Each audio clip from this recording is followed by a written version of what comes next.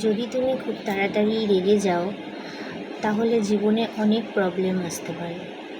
তাই তুমি রেগে গিয়ে কোনো কথা বললে লোকে তোমাকে ইউজ করতে পারে। তাই রেগে গিয়ে রিঅ্যাক্টিভ না হয়ে রেসপন্সিভ হও, ঠিক আছে? আমার মনে হয় এটাই হওয়া উচিত। তো রিঅ্যাক্টিভ না হয়ে আগে চিন্তা করো, রেগে গেলেও চিন্তা করো, ভাবো কি বলা উচিত। তো রেসপন্স অবশ্যই করতে হবে। একটা কথা আছে না, না কামড়ালেও ফোঁস করা উচিত। তাই রেসপন্সিভ তোমাকে হতেই হবে, কিন্তু রিঅ্যাক্টিভ নয়। সে রেগে গিয়ে একটা কথা বললো, তুমি একটা কথা বললে, তাতে প্রবলেম বাড়বে। আর একটা কথা আছে না যে তুমি কি বললে সেটাই লোকে মনে রাখবে, কি কারণে বললে সেটা কিন্তু মনে রাখবে না। History always remember your answer, not question. So of course responsive হও, রিঅ্যাক্টিভ না হয়।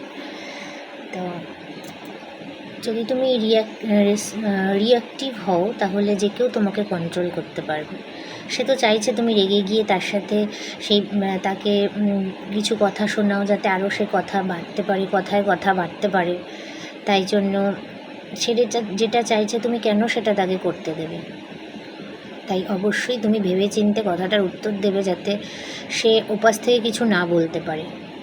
আর যখনই তুমি ঠান্ডা মাথায় চিন্তা করে কথা বলবে তখনই এটা সম্ভব।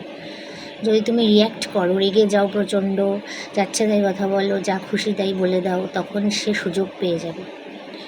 সে বুঝে যাবে যে একে আমি এখন কন্ট্রোল করতে পারবো, কারণ এ তো এখন আমাকে কথা শোনাচ্ছে, তাই আমিও কথা শোনাবো। তাই জন্য তুমি অবশ্যই রেসপন্স করবে, চিন্তা করবে, ভাববে কি বলা উচিত আমার ওই কথার প্রত্যুত্তরে।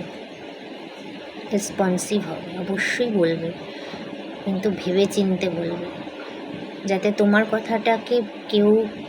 কথাটা নিয়ে কোনো নেগেটিভ কিছু না করতে পারে, ঠিক আছে? কথা শোনো, থামো, বোঝো, চিন্তা করো, তারপরে কথাটার উত্তর দাও। একদম রিঅ্যাক্টিভ হবে না, রেসপন্সিভ হবে, আমার এটা মনে হয়। তো আমি রোজই কিছু পজিটিভ টিপস দেওয়ার চেষ্টা করি, যেটা আমার মনে হয় আমার নিজের লাইফেও ঘটে, আমিও এটাই করার চেষ্টা করি। হ্যাঁ, অনেক সময় আমরা খুব রেগে যাই, তখন মনে হয় হ্যাঁ কেন এটা করলো আমাকে, কেন এটা করলো। কিন্তু অবশ্যই সেই সিচুয়েশানটা যদি আমরা কন্ট্রোল করতে পারি তাহলে আর দেখে গে। তাই জন্য রিঅ্যাক্টিভ একদম হওয়া যাবে না, রেসপন্সিভ হতে হবে। হ্যাঁ, অবশ্যই আমরা সে কথাটার উত্তর দেব, কিন্তু চিন্তা করব, থামবো, তারপরে কথাটার অ্যান্সার দেব। যাতে পরে আমার কথাটা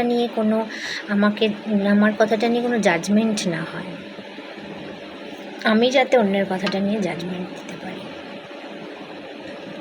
তো আমার এই টিপসটা তোমাদের কেমন লাগলো প্লিজ লাইক করো। যদি আমার ভিডিওগুলো দেখে যদি কারোর এতটুকু হেল্প হয়, যদি মনে হয় যে হ্যাঁ না কথাগুলো ঠিক, আর তোমাদের যাই মনে হয় আমাকে প্লিজ কমেন্ট করে জানিও যে আমার কথাটা ঠিক, আমি কি এটা ঠিক ভাবছি নাকি ভুল ভাবছি, সেটাও তোমরা আমাকে সাজেস্ট করতে পারো।